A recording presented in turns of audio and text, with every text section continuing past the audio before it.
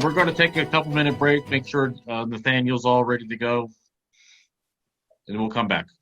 All righty. Thank you, everybody, Thank for you. listening. Appreciate your time. Thanks, Mo. Again, we're going to take a couple-minute break, so let's give it at least 5 minutes before we start with the next candidate. Where's he at?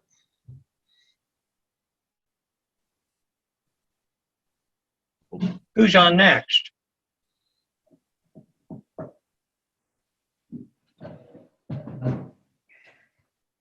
Who's You have on his name second? spelled wrong, Scott. Nathaniel, are you there? Yep, you got me on. Scott, his name spelled wrong. How do you spell it, Nathaniel? That's Nathaniel Killgore. We'll hook you up. We're getting there.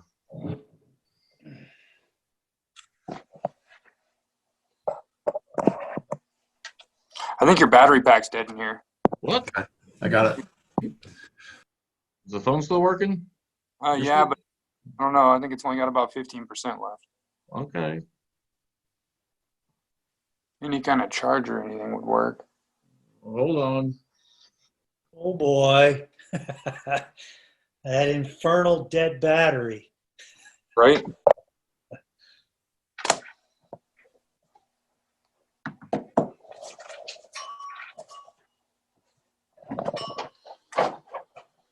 Whew. Man, that was a great presentation. Thank you, Nathaniel. Those are hard to do. You killed it, man. Oh, I don't know if I killed it, but appreciate you saying so. Thank you very much. Filled your time slot perfectly, I'll tell you what.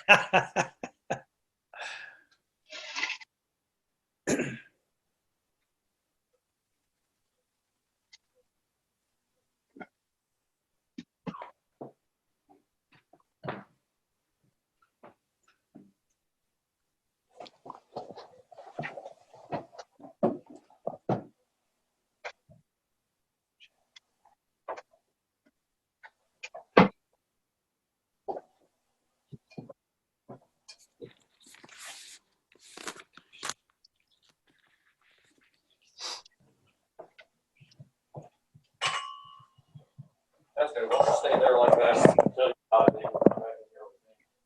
Okay. Maybe we'll make it.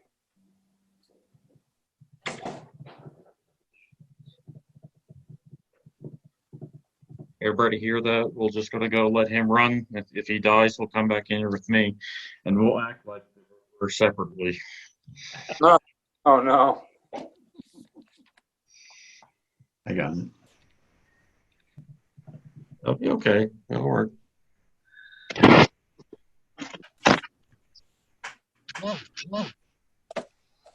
I don't have a clock, so I have no idea what time it is, Scott. So you're ready to start. 7 o'clock.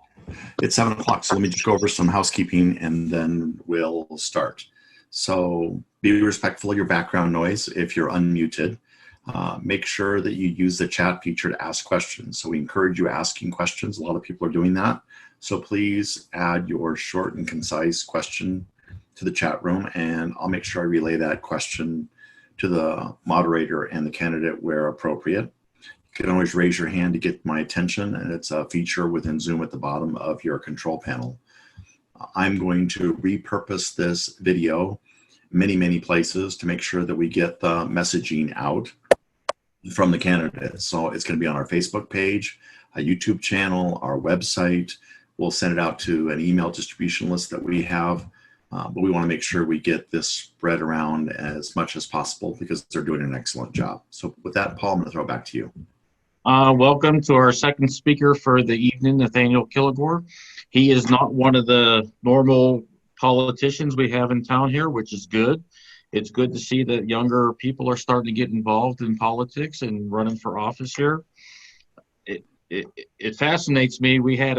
I was at another meeting a couple days ago, Zoom meeting too, and we were interviewing candidates, and one of them was 18 years old.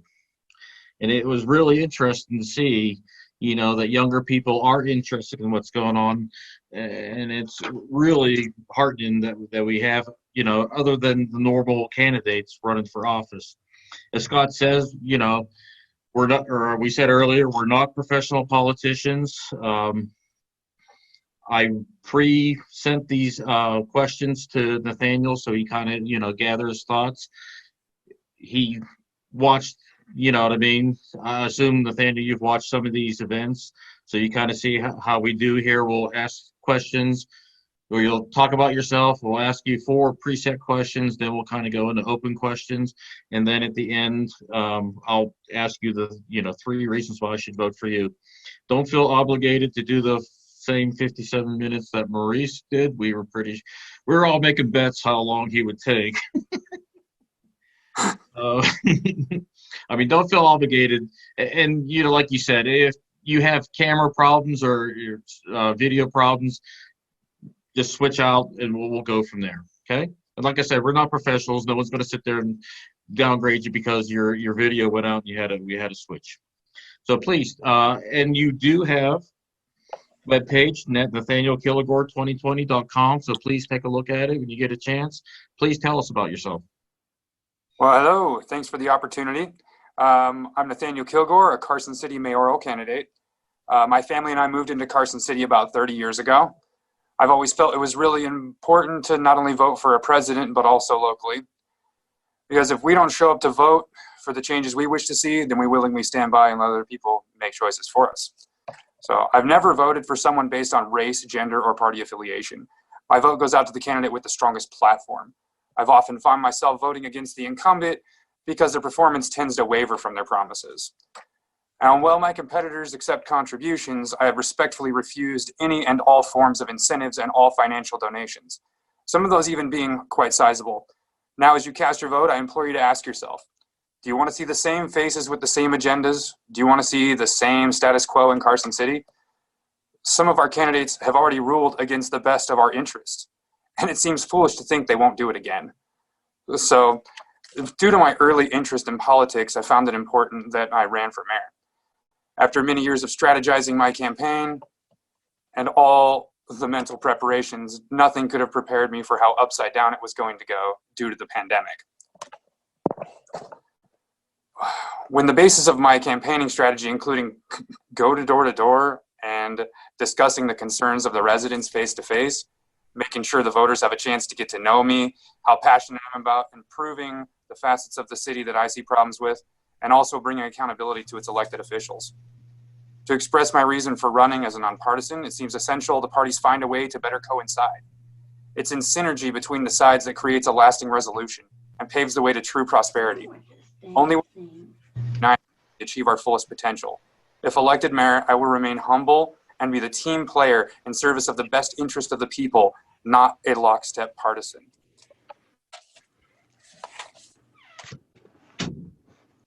You're muted, Paul.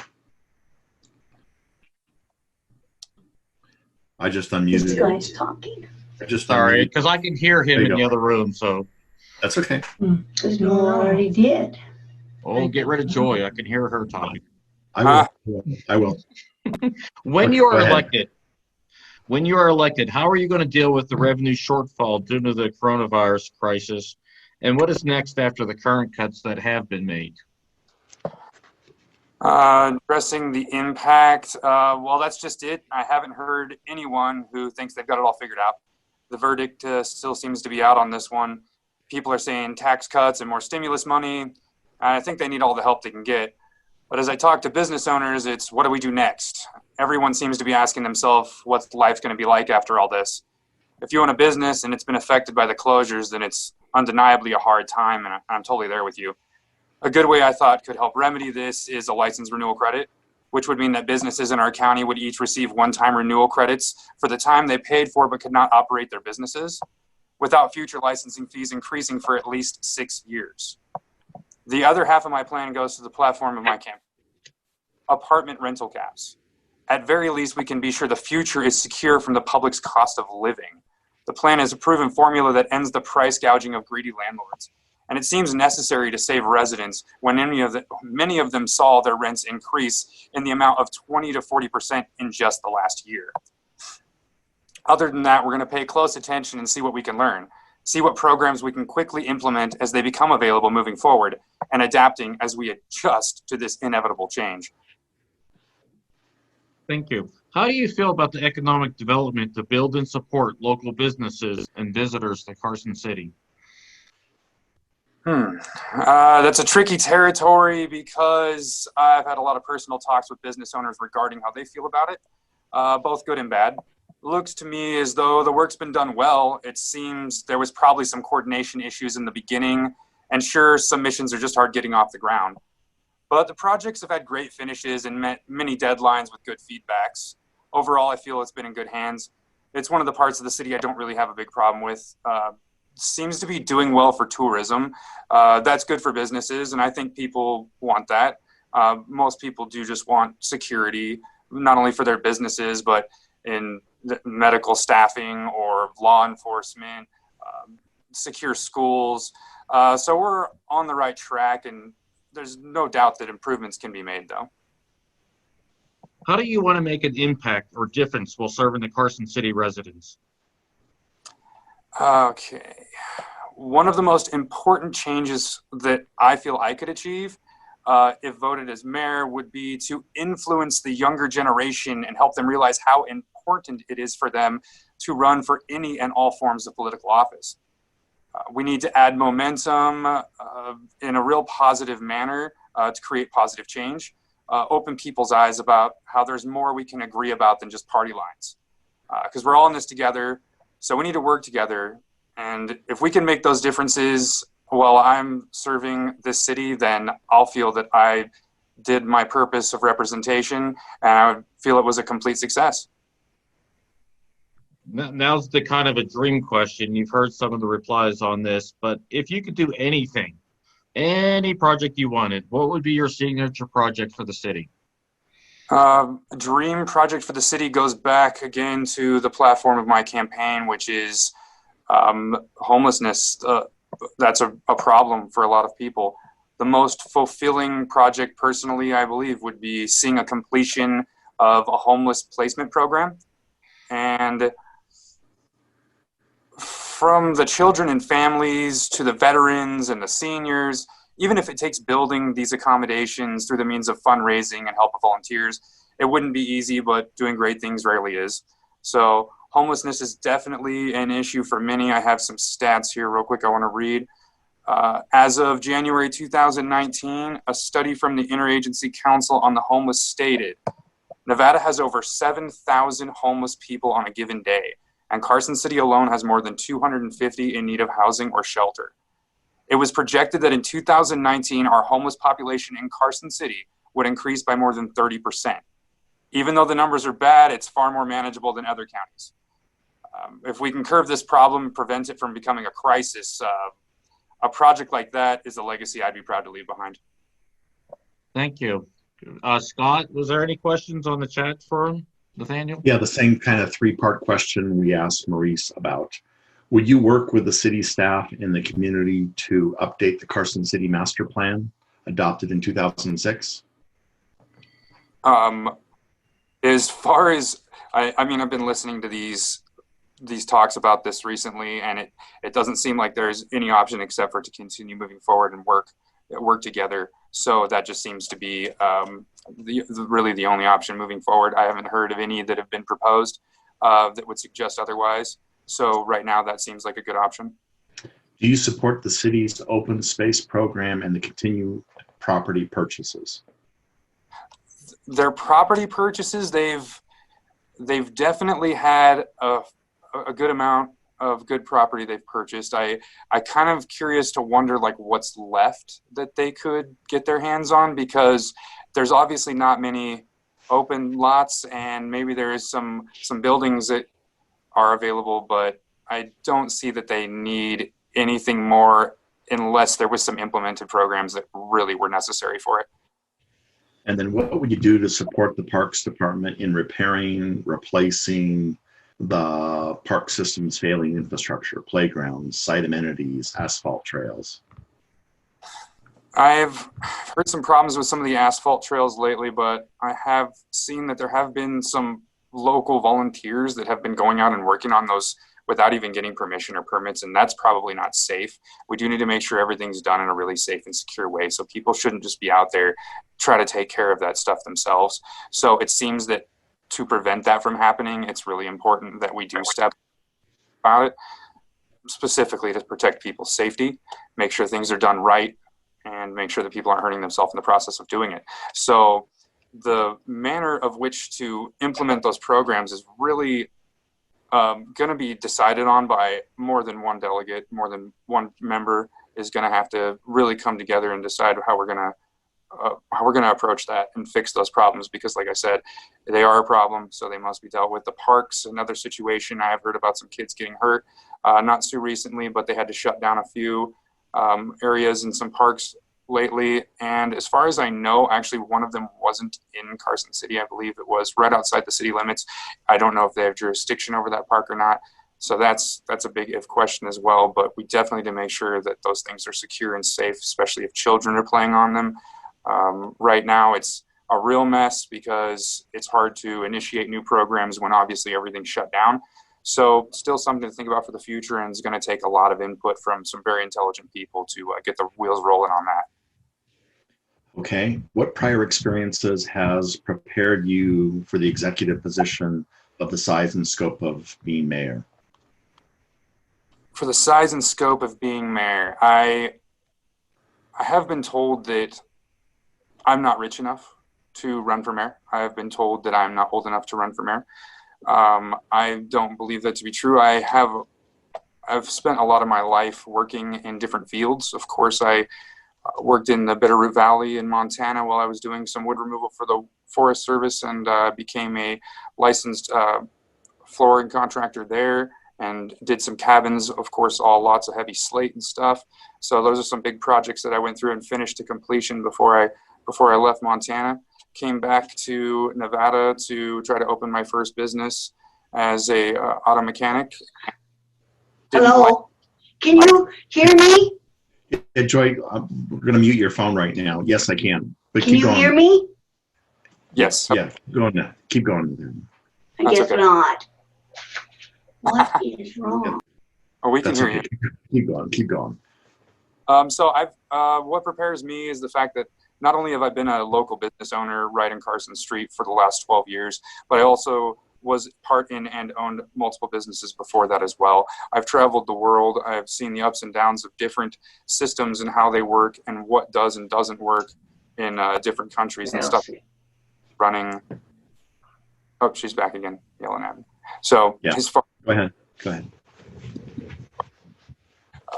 So there is a lot of experience I have from doing that. I've always been really interested in politics. So as I traveled the world, I was always curious about how things were run in those local areas I was in, whether I was in South America or Jamaica or when I backpacked across Europe. All of those things was just noting how the government ran things and how things were being upgraded or what steps they had to go through to implement those changes. So because of that, that's given me a little of experience to speak on the matter of what is not the safest or unsafest way to do certain things. And I believe that that's kind of the direction we need to go right now. Okay. What would you like done with the old Nevada State Prison? I thought it would make an excellent museum.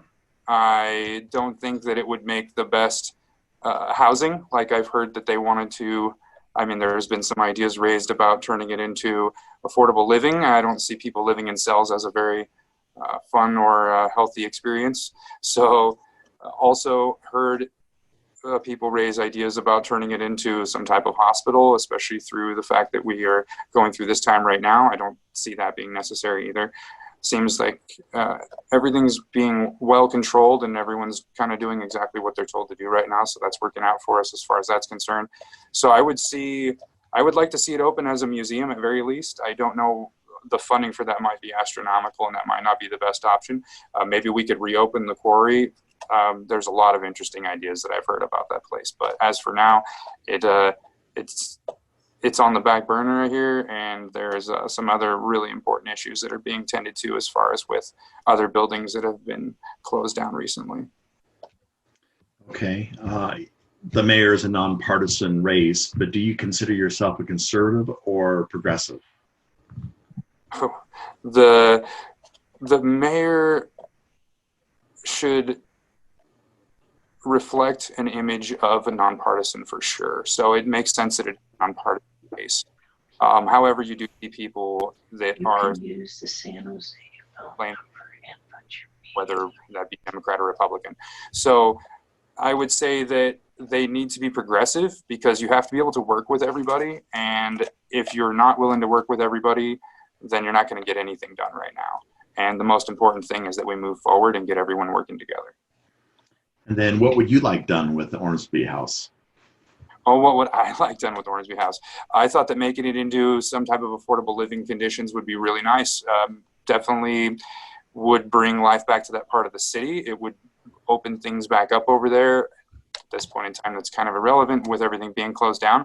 But I see that they could be made into very affordable living accommodations that could be not even too low standard, very high standard, and could be done at a very nice way. And it would take a lot of work and a lot of money, but unfortunate that we've lost some people who were on that path to do those things, and now we have to kind of pick up the pieces and figure out what we're going to do next.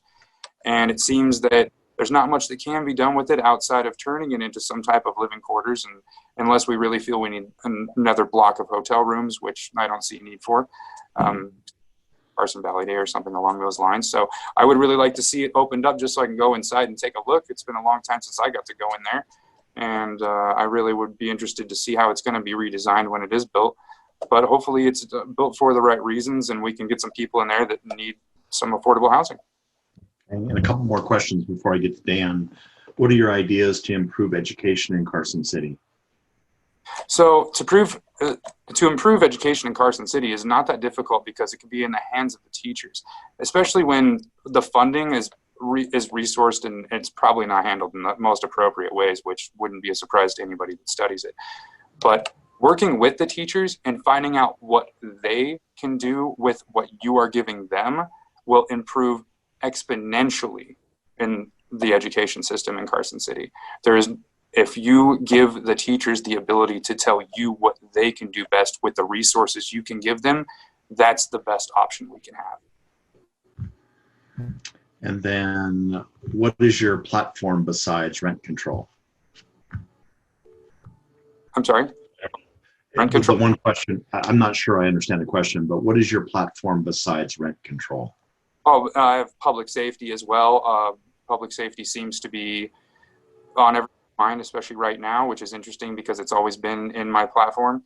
So it's something that I would like to create awareness more for the people as far as understanding that the sheriff's station is not our enemy, because there's a lot of problems with that recently with people coming out and saying that, that agency is not operating in the best interest of the people.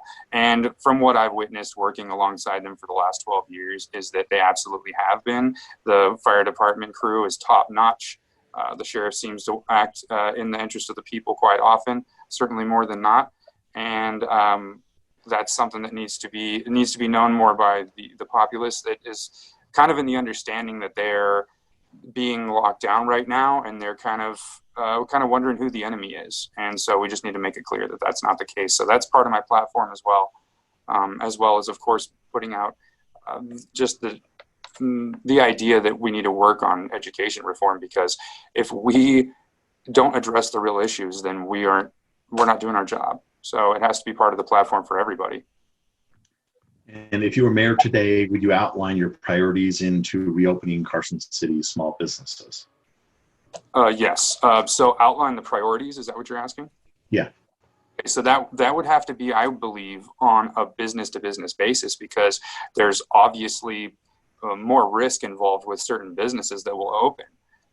Some of those, of course, being bars and casinos, where you're going to get a lot of traffic, and that's obviously higher risk than, say, businesses that can operate with only one person in at a time, or even just a few people in at one time. So that would have to be a basis of priority, and open the businesses accordingly once we have the clearance to, in that order that we decide is best for the public.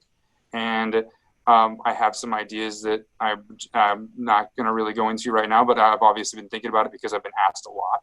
So when I get into what the best business to open first. Paul, he may want to join you now, maybe. Hold on. Okay. Nathaniel was in the other room at our Carson City Republican headquarters, and I think maybe his battery died, so Paul's going to bring him in. All right, they brought me back. There you go. Back. Hello. All right. Go ahead. Keep going. So I'm sorry, where was I on that? Just business priorities in terms of opening. So yeah, the priority of business to business opening would have to depend on the risk factor involved. And it makes sense that some businesses are already ready to open. It does make sense. I hear from some business owners that operate a business where they have only 2 to 3 people that come in their business in a single day. And they have the most sanitary businesses of anyone I know because they have to clean up completely between every single person they see. And that's on a real personal level. That's people that are like massage therapists or stylists and stuff like that, where they can only see one patient at a time anyway. And they can obviously clean up very well in between them, and they can make sure that both people are protected with masks or gloves or whatever else is going to be required of them. Okay. Hey, Dan, I think you're unmuted. Go ahead and ask a question. Yes, sir. I'm going to unmute Dan. Dan, you're unmuted. He may not be there. I'm going to throw it back to Paul then.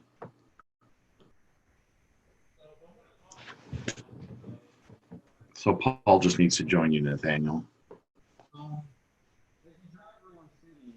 I can't hear you, Paul, so you need to get close to the mic. There you go. We're really Close. close. There you go. A little closer. I still can't hear you, Paul. We see houses getting built everywhere, like going like crazy. And we've kind of discussed in earlier conversations, you know, when is enough here with the build out of Carson City. What are your thoughts on that? I don't know how we stop people from building until they run out of space. And that's kind of, from the contractors I know, they're ambitious and they want to make sure that there's not an empty lot left when they're done. Not to mention, like we're talking about with the city buying up property as well. So when it comes down to when's enough's enough is when do we run out of floor space, I guess, because I don't see any means of stopping it. It's quite a machine and it's running very well. The housing market around here is doing just fine. Even in this crisis, houses can't even stay on the market for a few weeks. I know people that have just sold their house in the last week or two and was only on the market for a week or two before it did sell. So our housing market has not really been affected in any such means as far as people purchasing to move here. So that's not a problem either. So I don't see any way of stopping the machine that's going to buy every square piece of property in the valley that's available until they're out of space on both sides. So, okay, another question I got, Paul. As mayor, would you be a spokesman and proponent for incorporating more arts and culture activities into the community, not just downtown? in the community, not just in downtown. That's what the question was. As mayor, would you be a spokesman and proponent for incorporating more arts and culture activities into the community, not just downtown? It makes sense. The question to me makes sense, but of course the answer only makes sense to answer one way, and that's no matter where you go, you're going to have your epicenter in the city where the arts and culture scene just takes place. So as much as we may want to see it spread out between the area of downtown, it may not really draw the crowd that would be necessary to actually put on those events that are arts and culture. So it might be a big loss, or it might just, it's not anything we couldn't try. I'm all for trying new things, but it's just not the way that pretty much any city runs. So it would seem kind of out of the norm and maybe not a real good practice to do things that way, but definitely bringing more arts and culture to Carson City is not a bad idea, and certainly not, spreading the area for which it performs, but that would be a manner of planning and strategizing and coming up with whatever area you plan on attacking to do that with. And it seems that the only place for that right now is in downtown, and I might be wrong, but I wouldn't see really being able to do it anywhere else in Carson unless some new type of venue opens or something, in which case that would be just fine. Okay, and another question before I throw it back to Paul. What metrics, measures will you implement to evaluate the effectiveness of city government? You broke up, I'm sorry. What metrics or measures would you implement to evaluate the effectiveness of city government? To the effectiveness, I guess everyone's got their checks and balances. It's kind of on a basis of the different aspects of the city that you have to look at individually. There's not going to be one blanket that just covers and tells you that. So you're going to have to go from every single person and maybe even get finalized reports from them, and then you can make an overall summary. Okay. I understand. Okay, no, you're good. Paul, I'm going to throw it back to you, but just rotate the computer toward you a little bit so we can hear you better. So I always ask, the next question will be, which is kind of interesting because he's a business owner here in town. We kind of drive around town. You see a lot of empty commercial properties. I mean, as you just stated, residential real estate's going crazy, but commercial just seems to be on the downside. What are your thoughts on that? That seems to be really easy to me. The commercial prices for real estate has skyrocketed as much as it has for private. So when someone wants to rent out a building and it's $1.75 a square foot, and that doesn't include any bills, obviously it's unaffordable. So business doesn't move in there. The people that are in those buildings to stay have already been there for quite some time and are locked in at much lower rates that they can still afford to pay their rent, and they're established businesses, so they have better income. So that situation is obvious that landlords are just jacking up the prices and places we're moving out. I mean, the example is looking at businesses that have left. Even Jack in the Box moved out because their rent went up so much. And when you see a fast food chain that's been there for years and years closing their doors because say their rent is too high, and that was what they stated, then obviously you have a problem with the rent on commercial space in Carson City, much as so with the personal as well. So it has been a coinciding problem for both people, and that's probably why you're going to see these commercial spaces stay empty, because without an established business moving into them, it's really hard to get going at that rate. And then I got a question before I throw it back to you, Paul. You said you've traveled the world. What did you see in other countries you'd like to be emulated here or avoided? The things I saw in other countries that I would most like to see emulated would be their education systems. Their education systems operate on much less money per student. They're just as overwhelmed, and these kids can speak multiple languages by the time they're 12 or 13 years old. And offhand, I've known some that have lived in town that were exchange students and reading and writing in 3 languages by the time they were 15. It wasn't out of the norm, and that's not out of the norm for many countries in the European Union. And these are things that help you learn in many, many ways. When you learn things like an instrument, or if you learn things like multiple languages, it helps you learn other things faster, and you can learn much quicker when you're at a younger age. So, I mean, you learn most of what you retain for the rest of your life before you're 15. So if you can accelerate the early learning ages of these kids, specifically for mathematics or languages, even binary languages, then you will see some real prosperous stuff coming out of the youth these days, because they are really getting the bad end of the stick here for education. So that's one of the things I would like to see implemented, would be more of European Union type education, where kids by the time they're 15 can really fend for themselves, really have a mind about them, because they learn really, really quick there. So that's one thing. The security of our country, no matter where I've gone, has seemed to have been very superior. I wouldn't speak for any country specifically, but out of all the fair share I went to, there's no doubt that the most secure I felt was right here in the US of A. and that's not, it's not speaking down about other countries. It's just the fact that you can go and knock on the police station door and you're going to get help that day, or you can call 911 and they're going to answer the phone. So those are really secure feelings that we have as Americans that some people really take for granted. So that I don't really see being necessary to implement. That would be a downside from what I saw in other countries. Other than that, the respect they have for businesses opening in other countries is a little better in some places and a little worse in others. And obviously we can learn from both. And same thing with education, worse in some places, better in others, and we can learn from both.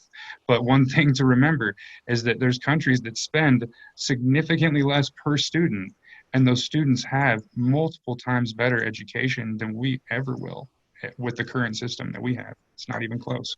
So that is probably the most important thing. Last question before I throw it back to Paul is, so what do you think about Common Core then? Oh, Common Core is a disaster. It's a mess. Every teacher that I have talked to, and I have spoken with many teachers on and off the record since I've been running, and it has been a no-go. There is not a positive, I wouldn't say not a positive thing to be said about it, but certainly no teacher is in favor of Common Core. And we need to be listening to the teachers and, like I said, giving them the tools and see what they can do best with what we're giving them, the meager things we are giving them. Okay, Paul, back to you. So rotate the computer toward you. So we'll finish up tonight with our usual, Nathaniel. It's been really good so far. I need 3 reasons why I should vote for you. Oh boy. All right. So reason number one, I am not bought and paid for. I've turned down every and all contributions and money donations for my campaign since I started. And some people tell me that's a huge mistake, but it's just the way in which I wanted to reach out to people. I was going to be my own door-to-door guy, wanted to shake thousands of hands and get to know people on a face-to-face basis and get to know people by their name. And that was the kind of mayor that I was going to be until this COVID thing crashed it. So that's one. Number 2 would be, for the sake of knowing your mayor. I feel I'm the best candidate for Carson because I'm not sitting on the sidelines and I'm not wrapped up in dirty politics. Over 12 years of owning and operating a downtown business, I have intimate knowledge of many of our city's most desperate needs. And that is where my passion is actually fulfilling those needs. I'll remain available and approachable so everyone can express their personal concerns to me. And that I feel is important because I've never been able to speak to another mayor without really going through some tough avenues. And I'll have an open line of communication where anyone can speak with me their problems, and I'll be glad to do everything I can, and I will be diligent at that.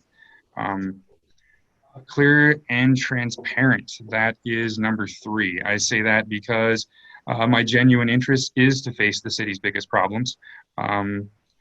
Anyone running for office should understand and be addressing real issues, such as homelessness, healthcare, education, maintaining public safety.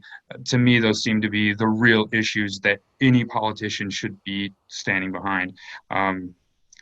Without these values, it seems like you shouldn't even be a politician.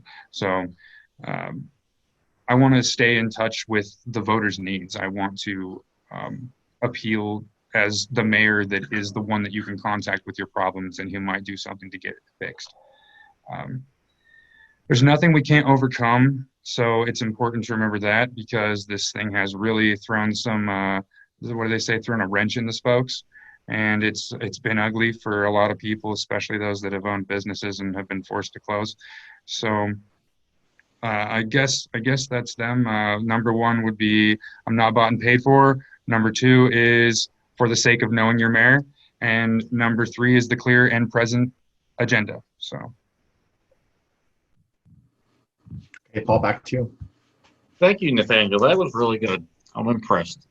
So as we wrap up tonight, remember tomorrow we have Joy Trzynski and Jim Shirk on tomorrow night, same time. This is only the two candidates tonight. I know we did the 3 on Monday, which was a really long night, so I'm pretty happy with this. And as we did last night, we'll kind of stay on the line. If you want any other questions for Nathaniel, please ask, and let him know your thoughts about what's going on with this mayor race. Thank you.